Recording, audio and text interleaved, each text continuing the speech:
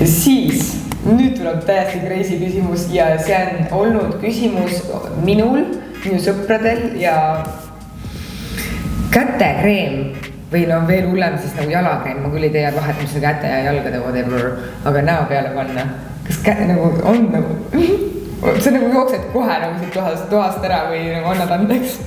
Ma pole pannud, aga noh, tegelikult jumala aus küsimus ju. Mina alustan niimoodi sellega, et kui su nahk vajab kreemi ja sul mitte midagi muud võtta ei ole, oled maal vanama juures ja tal on ainult kurgi kätekreem. No ma siis küll panen. Tegelikult. Et mis nendes on näokreemid, mis nad maksavad rohkem, nad on rohkem testitud. Selleks, et nad ei ärritaks nahka, seal on rohkem aktiivaineid.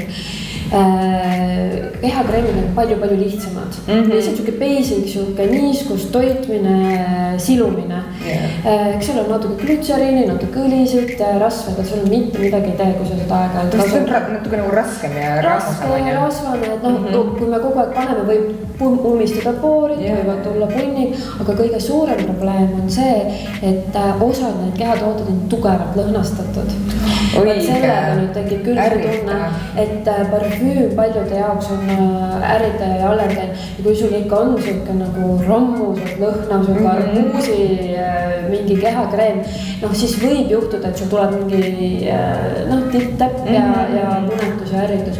Aga ma arvan, et lühiajaliselt ei juhtu midagi, juhul kui see kreem ei ole väga tugevalt lõhnast.